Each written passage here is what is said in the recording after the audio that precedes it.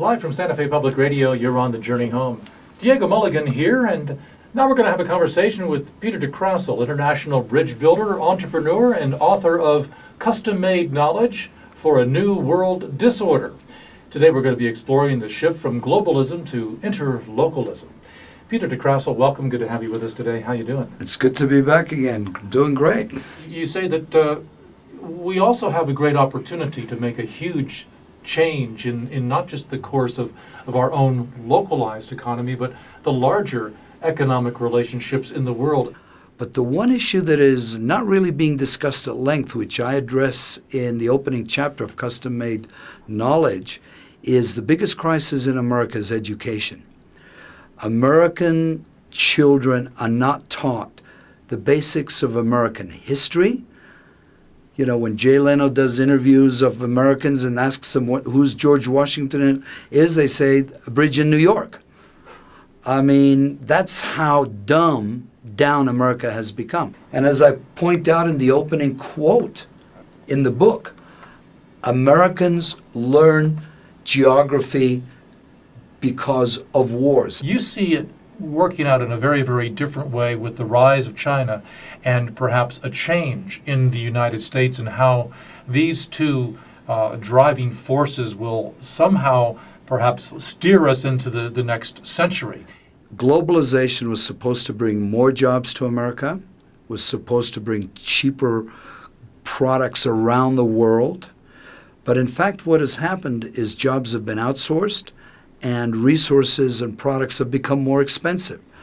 And it was a theory that was based on the premise that the world is short of various products, resources, labor. And to me, the future is interlocalism, which is a theory I've come up with that replaces globalization, which is interlocalism is a two-way street as opposed to globalization, which is a one-way street. Start supporting local communities, local merchants, local services, and then those local communities interact with other like-minded communities that support each other. And then that circle of concentric circles just keeps growing and growing. And we see this happening in a lot of different ways already, where small villages are being supported directly by consumers in various countries like the United States. We do, but not to the degree that we should. It's just getting started. It's just getting started, and the point is we have to emphasize it and make it grow. And those communities, and one of the things Bill Cosby talks about, for example, is black communities interacting with black communities, Native American, Mexican, Chinese American, American Chinese. I mean, the reason I say China should be embraced as a partner is look at China. It has a quarter of the world's population, and you can't go anywhere in the world and not find a large Chinese community that all interact with each other. Why is it that American communities, and I as an expat who live in Hong Kong and China, I see American communities that don't interact with each other? Why? That is one of the major problems with America today. And it boils down to, again, what I point out in the book, Custom-Made Knowledge, family unit. You look at the family unit here, structure. You look at the education system where parents, again, because of the breakdown in the family unit, blame the school system, the teachers. It's never the parents' fault that there's something wrong with the kids. I hear over and over again teachers complaining about their frustration in trying to deal with parents. And if you look at most students that are in the top of the class anywhere in the world today, especially in America, they're usually Asian American. Why? And there's a direct connection there as to why China and Asia is now become the epicenter of the geopolitical world. And it all boils down to education, family units, and families interacting with each other in the local villages, as you point out, supporting each other, as opposed to outsourcing even childcare to maids. And you wind up having American kids talking English in the accent of the maids that are raising them. Corruption. It's been very much of a disaster for this nation. We see it playing out in Iraq and Afghanistan and other places, here at home too. How are the Chinese going to get past it? They are getting past it. They're cutting people's heads off there, aren't they?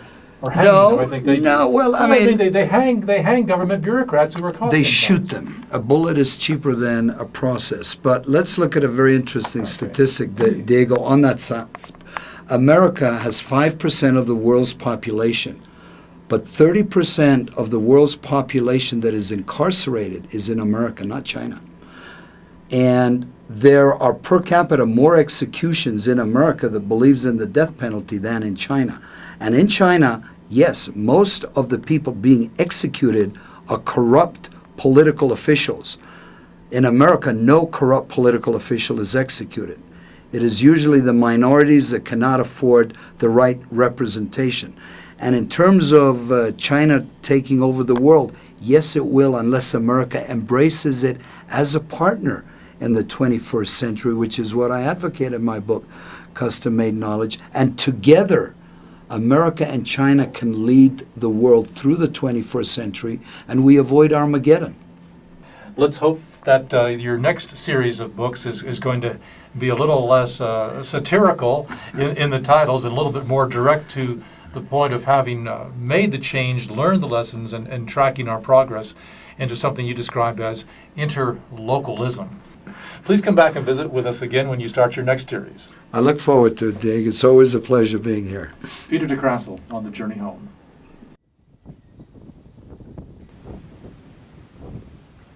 Well, as someone who hangs around the campus and talks to a lot of your fellow students here, what do you feel is the consensus among students to find out what you feel or who you feel is the cause of the high cost of energy?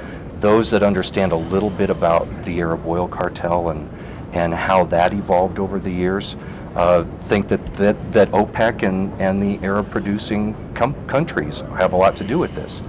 So you are a supporter of the government pursuing policies of alternatives to oil, such as biofuels, renewables.